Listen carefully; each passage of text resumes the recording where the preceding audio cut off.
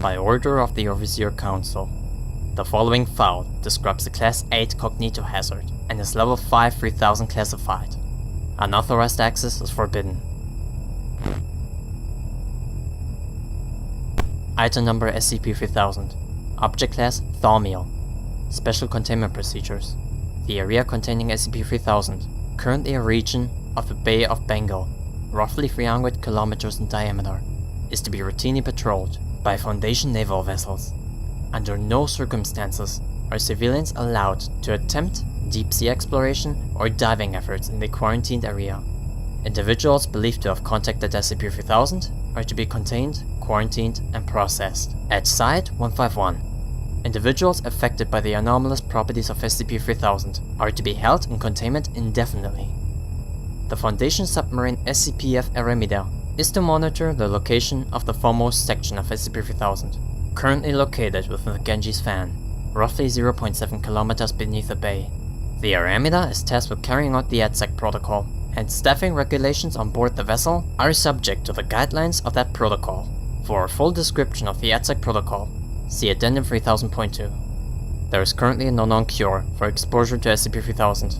As such, affected individuals should be contained and quarantined for further evaluation. Individuals stationed aboard the SCP-F-Aramida are not permitted to leave the vessel except for the purposes of carrying out the necessary procedures of the EDSAC protocol. Individuals who leave the vessel without proper authorization are to be considered lost. Under no circumstances should any individual interact with SCP-3000 without authorization. Description: SCP-3000 is a massive aquatic serpentine entity, strongly resembling a giant moray eel, Gymnothorax javanicus. The full length of SCP-3000 is impossible to determine, but is hypothesized to be between 600 and 900 kilometers. The head of SCP-3000 measures roughly 2.5 meters in diameter, and sections of the body proper are as large as 10 meters in diameter. SCP-3000 is typically a sedentary creature, only moving its head in response to certain stimuli or during feeding. The majority of its body is located in and around the Ganges fan, specifically within several canyons throughout the region, and rarely moves at all. SCP-3000 is carnivorous, and despite its sedentary nature, is capable of moving quickly to dispatch prey. Despite its size, it is hypothesized that SCP-3000 does not require sustenance to maintain its biological functions. Due to this, SCP-3000's internal biology is believed to be similarly anomalous. While SCP-3000 excretes a thin layer of a viscous, dark gray substance, classified as Y909. See Addendum 3000.2 below. Through its skin as it consumes prey, the end result of its digestive processes is currently unknown. SCP-3000 is a Class 8 cognito-hazardous entity. Direct observation of SCP-3000 may cause several mental alterations in viewers. Individuals who directly observe SCP-3000, as well as any individuals within an uncertain distance of SCP-3000, experience inexplicable head pain, paranoia, general fear, and panic, and memory loss or alteration. The following is a log from Site-151's historical records, written by Dr. Eugene Getz, about initial discovery of SCP-3000 and the effects felt therein. The unease was felt throughout the entire crew as we descended on that first night. Whether this was due to our uncertainty at what we would discover, or something more sinister, I would not speculate. As we continued to descend, Williams began sweating profusely. When asked about it, he could not respond, stating that he thought he was missing something he could not deduce. As our descent continued, he began to act more and more erratically, at one point addressing myself as Darlene, and expressing uncertainty as to the task he was assigned to handle. Similar feelings were expressed by other members of the crew, but Williams felt it the most. His mimetic resistance was by far the lowest of all of us, but he was a biologist, not a mimeticist. When we finally came into contact with the entity, he began whimpering and had to be sedated. I remember him muttering the word "no" over and over again, as if in disbelief. He went silent after a while as we approached its head, and when I looked back at him, something had gone from his eyes. He did not even so much as blink as we made our final descent. At around 0940 hours, we first observed the head of the entity. The unease was palpable now. Several other crew members complained of feeling hazy and of being uncertain what they were supposed to be doing. Captain Ritter, ever the man's man, wrote it all off as nitrogen intoxication and forced them to continue approaching the entity. When we were within 50 meters, the entity turned slowly to look at us. Even now, as I recall watching this thing coil around in the darkness, I can still hear Williams barking like a mad dog in the rear of the vessel, screaming and flailing, shouting about how he could see it in his head. Perkins and Harrison tried to restrain him, but he got free and smashed his face in against one of the portholes. He hit it so hard he cracked the inner layer of glass. The damage was bad enough that we had to surface. We tried to give Williams medical attention, but he was too far gone at that point. He had pulped himself against the glass, and despite the trauma he still spoke briefly as he lay dying. Nobody recorded it. We didn't think to at the time, but I remember it well enough.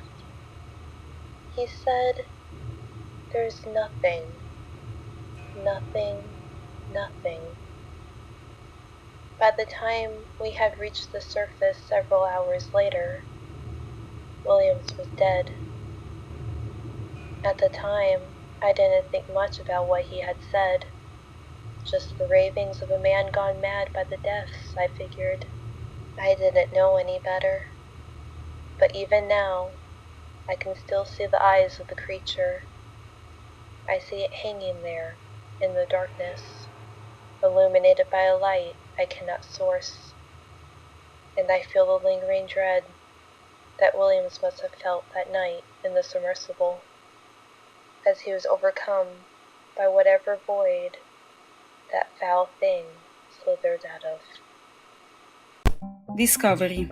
SCP-3000 was discovered in 1971, shortly after 2 Bangladeshi fishing boats and 15 fishermen were reported missing after drifting near the Indian coast. As the country of Bangladesh had only been recently established at the time and had been subject to significant political persecution on the part of Pakistan, this incident received high-profile media attention due to fears that it was a result of foreign aggression. Local coastal dispatch units could not locate the missing boats, fueling further media hysteria. Foundation researcher stationed in Calcutta, now Kolkata, drew similarities between this disappearance and another incident 2 years earlier. A thorough search aided by Marriott Pashler counters revealed the location of the 2 boats, as well as an unknown previously undiscovered mass deep below the surface of the Bay of Bengal. Further investigation by Foundation divers discovered the existence of SCP-3000. The area was quickly secured and current containment procedures were put in place in April of 1972. The EDSAC protocol was adopted in October of 1998. Addendum 3000.1 Initial Contact Exploration Log. Note: the following is the transcript of audio logs taken during initial deep-sea diver contact with SCP-3000. Until this point, no Foundation diver had come within 300 meters of SCP-3000. Divers were tasked with assessing the creature and determining the source of the thick gray fluid that had been observed floating around its head. Dive team was composed of 3 members of Mobile Task Force Orion 9 Kingfishers, led by Mobile Task Force 09 Alpha. Launch point was through the airlock of the Foundation submarine SCP-F Stravinsky. All divers were equipped with high-pressure suits as well as front-facing headlamps. Additionally, a tether was connected to Mobile Task Force 09 Alpha, which was then connected in a T-shape out to both Bravo and Foxtrot. Alright, Command. We're situated in the airlock and ready to roll. Confirmed. Go ahead and sound off. Orion 9 Alpha, check. Orion 9 Bravo, check. Alright, man, we're in position, about 500 meters from the head of this creature. Make sure your tethers are on good and tight. We don't want any of you getting separated out there. What's visibility like down here today, Command? Stand by. About 3 meters. So it's dark as fuck. Got it. Why are we so far out? The size of this thing is hard to comprehend, and it's wrapped up in itself in several places. We can't get too close because there's too much body there. The entity hasn't moved in about 3 weeks. At all? Affirmative. It moves slightly with the currents down here, but nothing more than that.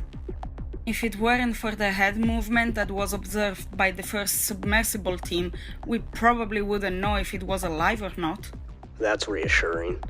Alright, tethers are tight. Flood the chamber. Confirmed. You both good? I'm good. It's fucking cold. Hopefully, we won't be out for too long then. Turn on your lights, boys. Here we go. Hey, Alpha. Maybe this is a bad time to ask, but I can't remember how to turn on my lamp. And... Your lamp is on, Foxtrot. What? What did you call me?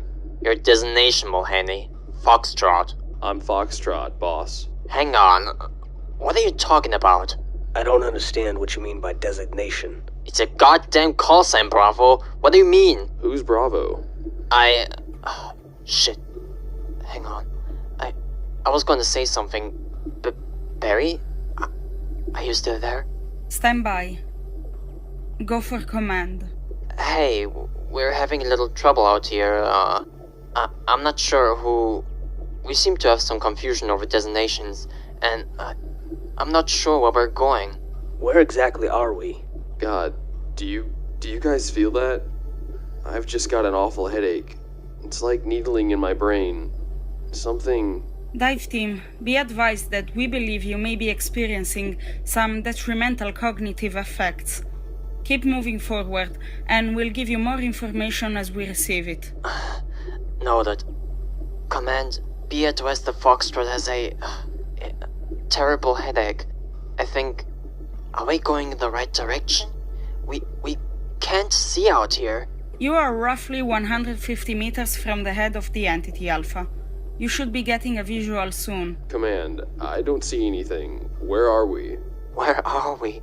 We're almost there, Alpha. Dive team, be advised. We're picking up movement from the entity on radar. Barry, I don't see anything down here. What are we supposed to be looking? All I can see is darkness.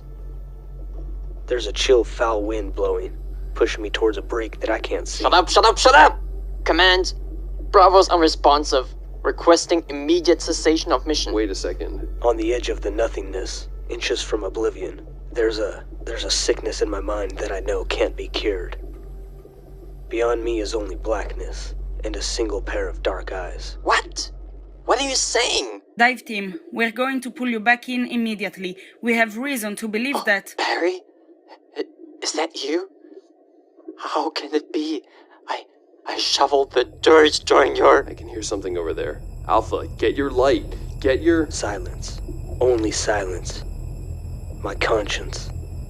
Coming undone. And only... Dive team, something is moving toward you. Repeat, something is moving toward you. Prepare to return to... This is shit. I can't see. How far are we from the... It's right there. It's right there. God, what are you both doing? And only the eel remains. Alpha? Alpha, Bravo, Foxtrot. Do any of you hear us? Oh, thank God. Bravo, you need to speak up. We can't...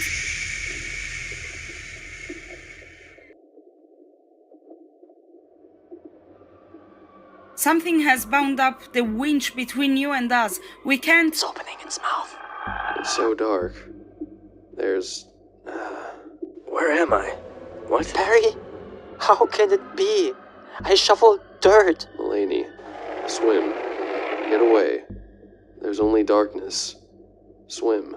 Only... Foxtrot? Foxtrot? Alpha? Bravo? Talk to me. Stay calm. What happened? It ate him. Damn. He's gone. It took him whole. He... Damn it. Alpha, what are you doing? Alpha? Cut the damn tether, Alpha. It's pulling us in. Who? Crap.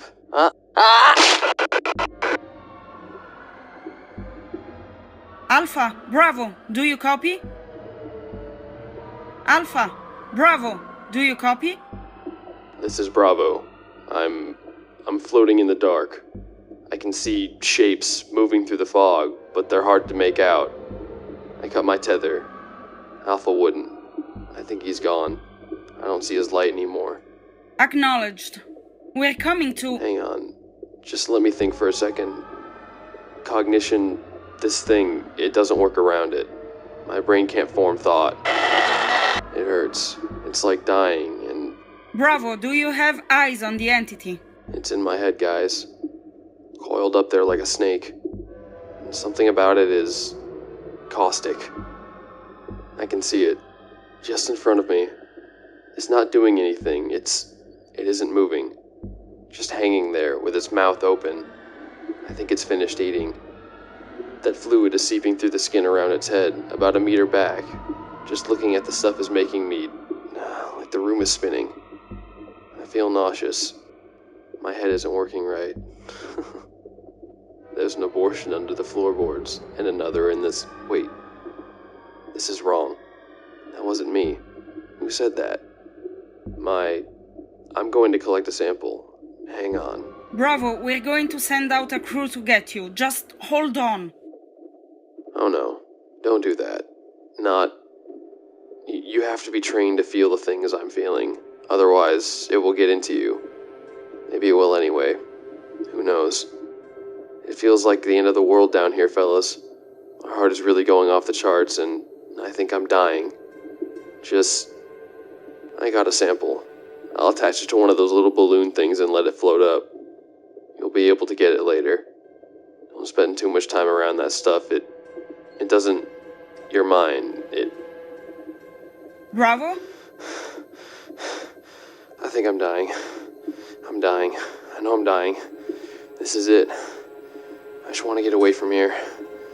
You know? It occurs to me. Don't send anyone else out here. It's so... dark. Bravo?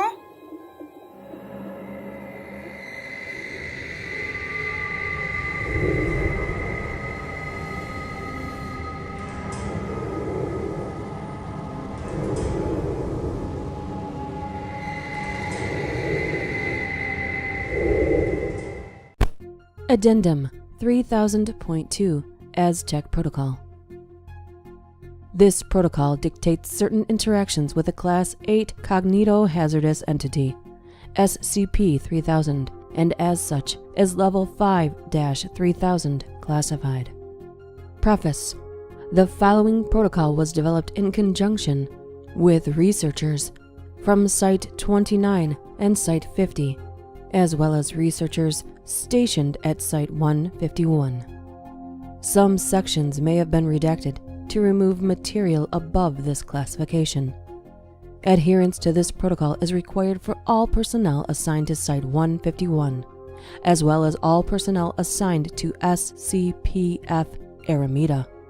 Abstract: the 151 Hollister Aztec Protocol has been developed and implemented to create a strategy for the management of the Y-909 chemical compound excreted by SCP-3000.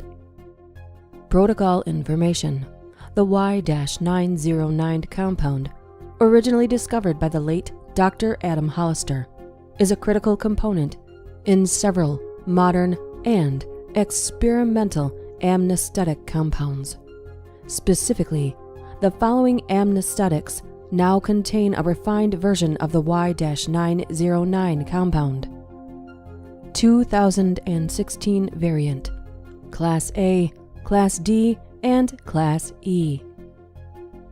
2017 variant, Class X and Class XX.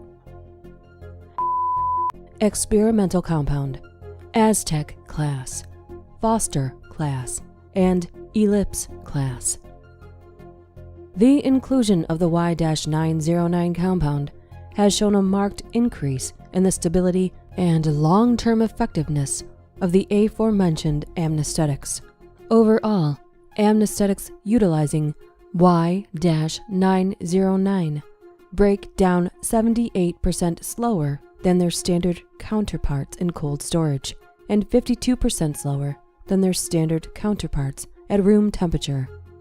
Additionally, individuals administered an amnesthetic regimen utilizing Y-909 showed a marked increase in suggestibility, memory clearance, and a significant decrease in additional side effects, such as nausea, vomiting, bowel distress, blurred vision, headaches, insomnia, heart damage, and others. Individuals treated with these amnesthetics expressed significantly fewer intrusive memories as those without Y-909, with some individuals exposed to experimental compounds expressing no intrusive memories whatsoever, even at the 5 and 10-year marks. Due to the effectiveness of these treatments, with the addition of Y-909, the continued inclusion of this compound is essential to modern Foundation amnesthetic application. Reliance on the continued use of Y-909 necessitates its collection for the foreseeable future, as a synthetic version of the compound has not yet been discovered. As such, this protocol dictates the way this compound is collected off of SCP-3000 and the way personnel are to interact with SCP-3000. The following is a brief framework of the procedure. Detailed information can be found in the full Aztec brief. Members of the MTF Epsilon 20, also known as night fishermen, are to prepare a subject for deliverance to the feeding site. One individual, D-class subject, is to be administered a sedative and equipped with a high-pressure diving suit. The subject is then to be tethered to an underwater ROV within the AFT airlock. The airlock is to be flooded, and the subject is to be towed by the ROV toward the feeding site. Upon reaching the feeding site, the ROV is to disconnect its tether and return to the Aramida. Throughout this stage, SCP-F Aramida should monitor SCP-3000's position and adjust course if the entity begins to move away from the feeding site. Mission Command will provide additional instructions during this phase if necessary. Personnel on board the SCP-F Aramida are to monitor SCP-3000 during feeding sessions. During this time, no personnel are permitted to leave the Aramida without authorization from Mission Command. After complete consumption of prey, SCP-3000 will begin to excrete Y-909 near the foremost section of its body. Specialized teams of deep-sea divers are to exit the SCP-F Aramida through the AFT airlock and approach SCP-3000. Collection of Y-909 must take place during SCP-3000's digestive period, which is currently believed to be roughly 2.5 hours after consumption of prey. Teams must return to launchcraft before the end of this period. During this period, the effects of SCP-3000 are less severe, though Command should continue to monitor these teams for damage to their cognition. After collection of Y-909 is complete, personnel are to transfer the collected substance to secure containers before returning to the surface. The mission administrator on board the Aramida is to monitor the substance throughout transport. Addendum 3000.3 Psychological Evaluation. Note: on 9, Level 3 researcher Venkatraman Krishnamoorthy attempted to exit out of the Aramida's aft airlock without diving equipment, but was quickly restrained and the airlock cycle aborted. Despite having a CRV of 26 and having not displayed any previous signs of depression or suicidal attempt prior to his assignment aboard the Aramida, Krishnamoorthy was interviewed by staff clinical psychologist Dr. Manova to acquire a better understanding of SCP-3000's potential effect on his psyche. Hey Venkat, how are you feeling? Unwell. That's what I hear. Do you want to talk about what happened today? We don't have to, if you don't want to. I mean, we can talk about something else. I'm tired, Anand. I understand. This assignment has been stressful on all of... It's not... No, it isn't the stress. I've done this before. I've been on... I don't know... I don't actually know if I've done this before. You have. I don't remember it. Any of it. I've been getting these out-of-context feelings. Like my body reacting to reflexes it didn't know it had. Everything is so disconnected. And trying to keep it together is... I'm just tired. When did you start feeling this way? How long have we been down here? I don't remember. I don't know when. I honestly don't. I wish I could tell you more than that, but I have nothing. I look to that place in my mind, and there's something else there. Or sometimes nothing at all. What do you mean, something else? I've been having other people's dreams, Anand. I see faces I don't recognize, places I know I've never been. Or maybe I have. I don't know. How can I know what is real or not when I cannot trust my own mind? Well, maybe I can help you with that, Venkat. We can go over things you think you've forgotten, and I can... Don't patronize me. I know you've felt it, Anand. Your mind gets hazy. Parts of you start to slip. Your memories grow faint, fading in and out until they're gone. Or worse, replaced. You see pasts that aren't yours, experiences that you've never lived. You start to become other people, or nobody at all. Venkat, please. I'm just trying to help. Do you even know my work before we met? Come to think of it, I don't even remember how we met. I know your name. I know you're a psychologist. But are we friends? Are we brothers? I don't know how I know you. We work together, I know that. I still have that. But other things, they come and go. I don't know if I'm married or have children. I see. And that isn't the worst of it. I know this is happening to me. I know that my mind is coming apart. But there's something else in there too. Something rising out of the smoke of my smoldering consciousness. That eel. The eel? I don't remember my mother. I can hear her voice, but I can't remember her face. I can't remember how she smelled or how she... But what I do remember is that she told me about gods.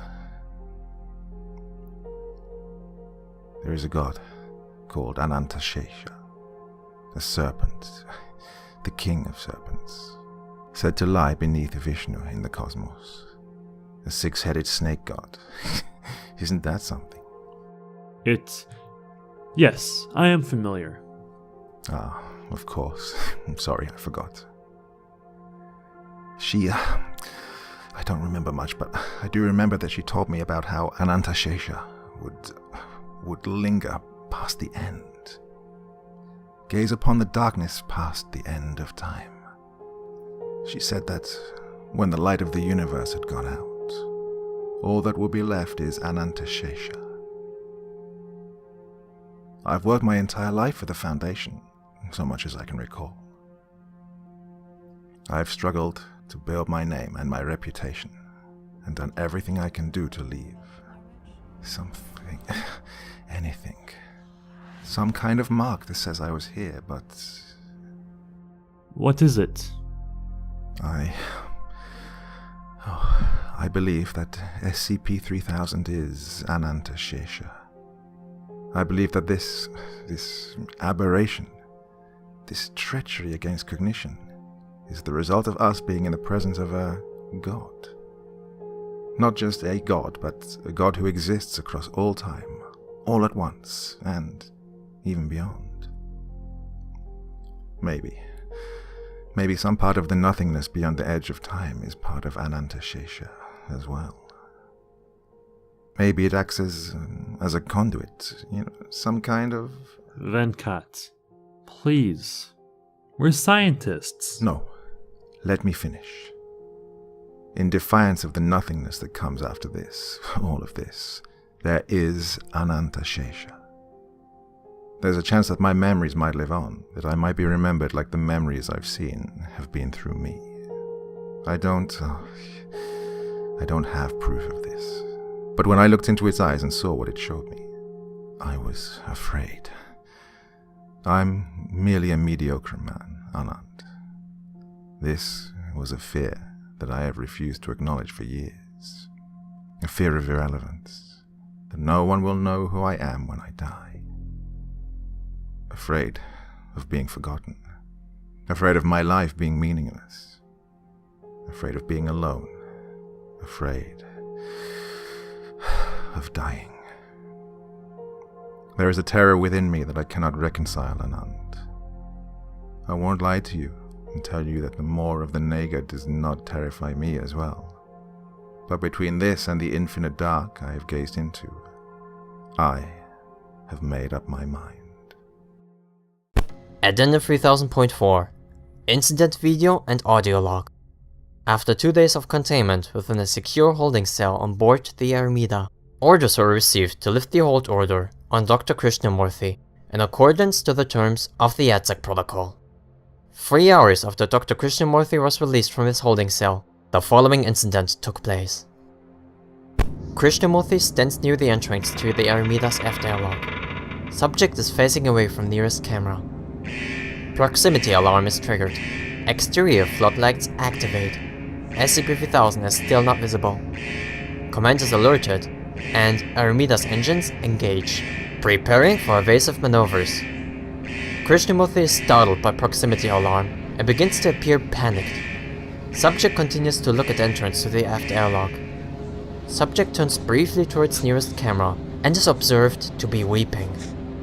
Krishnamoorthy slowly approaches aft airlock and opens airlock door. Subject enters airlock and primary access door sealed behind the subject. Interior airlock camera captures Krishnamoorthy staring at exterior airlock door for a full 2 minutes, unmoving. After 2 minutes, subject collapses on the ground.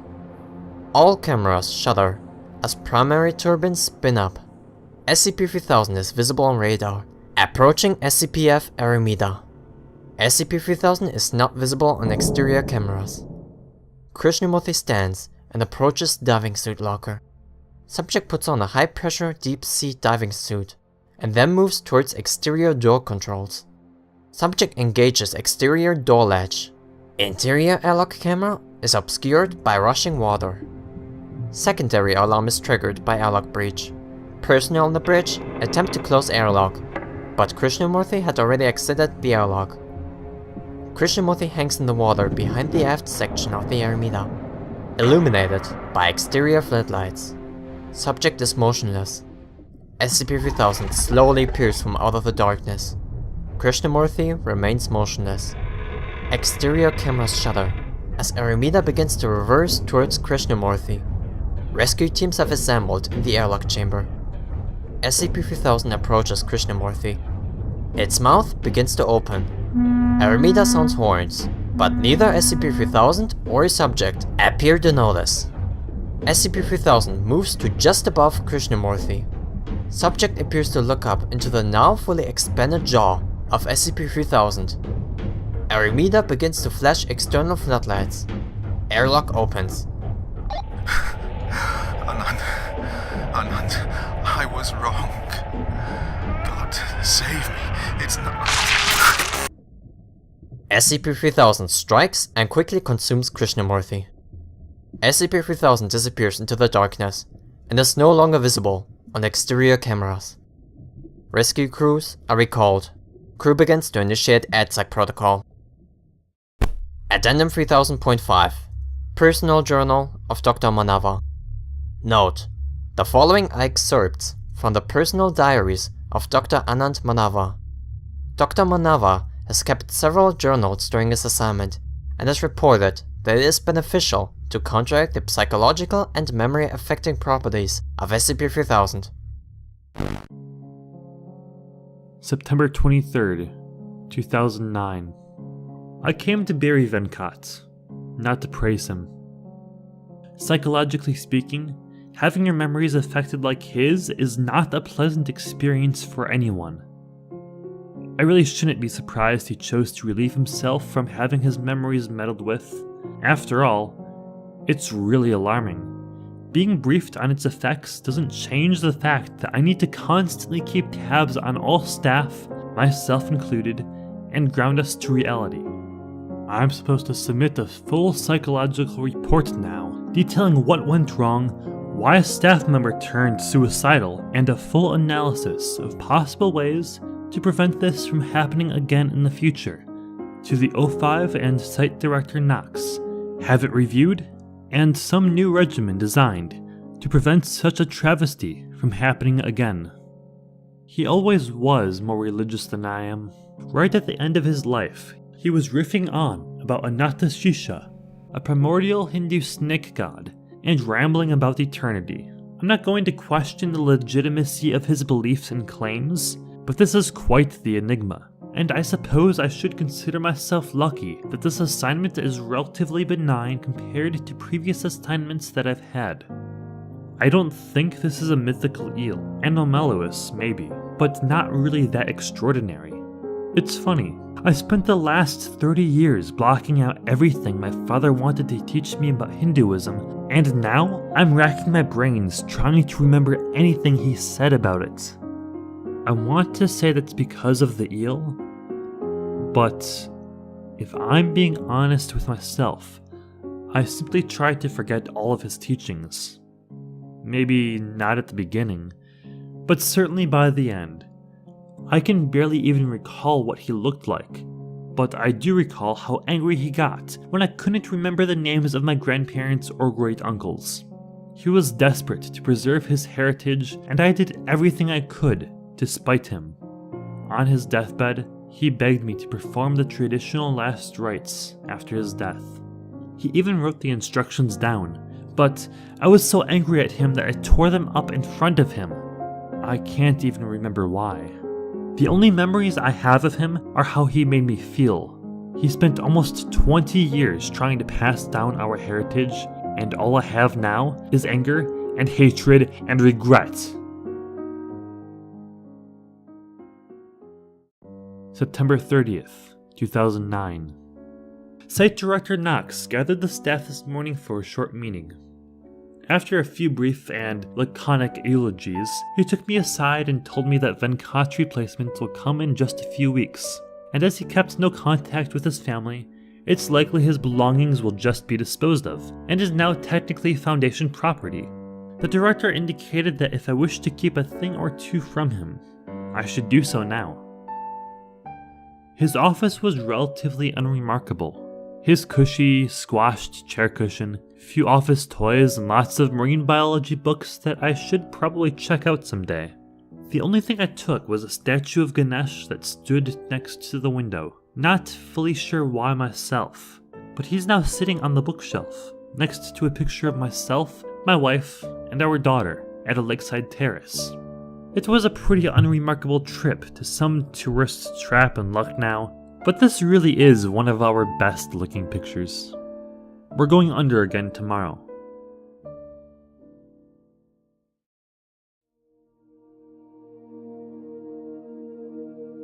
November 11th, 2009. All of the D class managed to stay put this week, which is good. Other than the routine depression and memory loss from exposure SCP-3000, everything was in order. Sometimes I'm a bit envious of them. All they know is they're scooping gunk off some big eel. They don't know of its importance, or why it's critical that they collect it, and how much it helps us. Of course, one saving grace of being on the psychological division for the EDSAC project is the awareness of its potential effects. I'm aware of what's happening to my psyche. I know that I have memories that are being drained, pieces that are being lost right now. I recall images of a young man on a bicycle in front of a schoolyard gate, looking like it was the 80s when I was in Singapore. He was laughing, and yet I don't know if this man was a friend, a lover, a son, a family friend, who this young man is. Perhaps Italian, or maybe Australian. Maybe this isn't even a cherished memory at all. I looked at the Ganesh statue and the picture of my family again. It's really quite a shame. I truly forgot most anything I've done with them. I've started trying to learn some Hindi poems and songs. Went out and got a copy of the Vedas, but I can't memorize the lines properly. I've been reflecting on what Venkat told me before he passed though. His deep-seated fear of mediocrity. Unable to rise out of the sea of humans that walk on the face of this earth.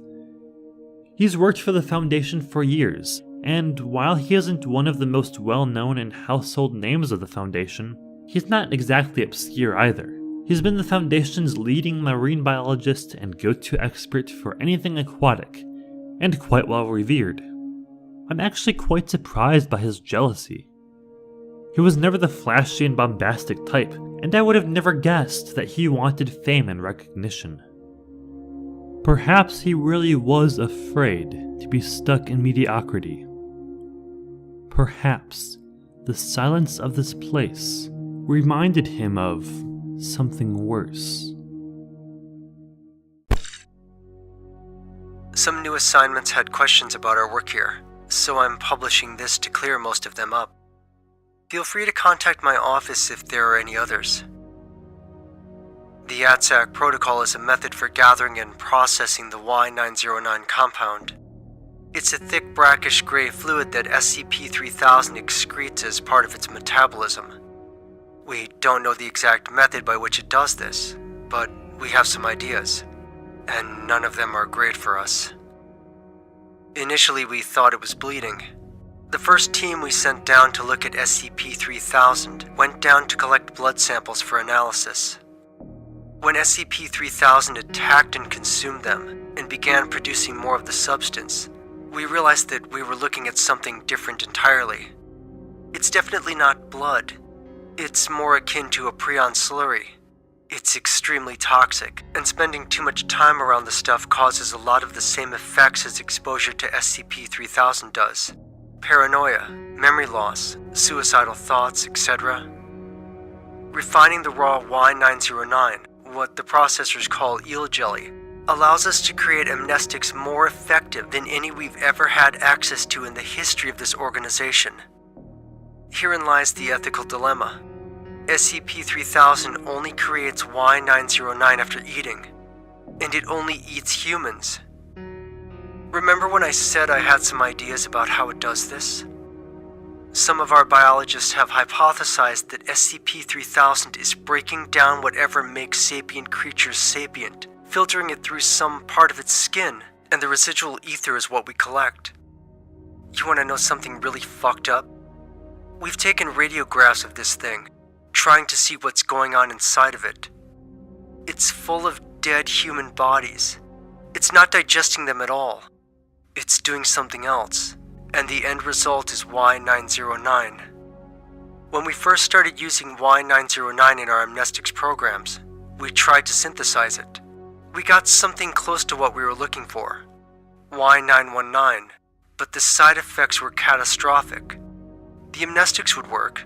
We could get people to forget events, people, and so on, but then they would start to forget other things too. The mental deterioration would rapidly increase until there was nothing left, and then they would die. A few of those researchers thought we might be able to figure out how to decrease the severity of those side effects, but the cost to continue those trials would have been astronomical, and the program was discontinued. It's no secret that what we were doing here is abhorrent. The ethics committee, the classification committee, they're all looking at ways to make this more tolerable than what it is. But the hard truth is, if we want to continue to use modern amnestics, we have to have Y909. If we want to have Y909, we have to feed D-Class to SCP-3000. Otherwise, we'd be forced to go back to the metaphorical dark ages where we were amnesticizing people with opiates and chloroform. The good news is, we're developing ROVs that should be able to take over the job of collecting the raw material from our dive teams. This will eliminate any chance of accidental casualties like we've had in the past, and this is a good first step. For everything else, only time will tell. Addendum 3000.7 Personal Journal of Dr. Manova. Note: the following is the full text of a page, penned in the hand of Dr. Manova, which was ripped out of a journal and placed on his nightstand. I have spent a considerable amount of time on this assignment attempting to understand the underlying effects of individuals exposed to a Class 8 cognital hazard. I've conducted numerous personnel interviews, written a great many psychological reports, but have not been able to properly deduce what about this creature would lead a perfectly sane man out the door of the airlock and into the maw of that eel. Earlier this week, as I was preparing my notes for another report, I accidentally knocked a picture of myself, my wife, and my daughter off the nightstand. The glass shattered as it hit the ground, and the picture fell out. As I cleaned it up, I noticed something written on the reverse of the image. It said, Anand, Shanti, and Padma, June 2002. But the writing wasn't mine. It was Venkat's. I was puzzled by this. Why would Venkat have written on the back of a photo of mine? I thought little of this at the time, and cleaned up the mess and went about my day, but this question stuck with me. It was a little thing, easily explained in any number of ways, but I could not seem to shake the notion of uncertainty. It was not until last night that a horrifying thought struck me, one that I could not sleep on. I accessed the Foundation personnel archives, and I realized a truth I can't reconcile. Shanti was Venkat's first wife. Padma was his daughter. The records are clear. The life I recall, the experiences I'm certain I have had with them, are the experiences and memories of Venkat, not me. I've never been married, and I have no children. Even now, I can see my wife in my mind, hear her laughter, smell her hair. But I know now that it is Venkat I see her through, not me. The horror of this realization has been replaced with a queer sort of dread. I figured out what the eel does. Something about it, some latent part of its creation, abhors cognition. It breaks down human consciousness and scatters the part of us that we believe is a soul, until all that remains is what we really are. Electrical signals that will someday become inert. If even I can't remember myself, how can I expect anyone else to remember me? I forgot my own life, and I'm strangely apathetic to this. I will fade into the darkness as thousands before me have, and thousands after me will. No one will care, as I am forgotten. I do not despair for my own sake, but for us all. You and I, we will all face obliteration. I am not important. You are not important. Vast droplets of irrelevancy, stretching eons in the sea of time. We may fight against it, but our enemy is inevitability. I do not think the eel is Anantashesha. I don't think it would matter if it was. What is clear to me now, as I feel myself coming apart, is not that the eel is some mythological creature or divine serpent.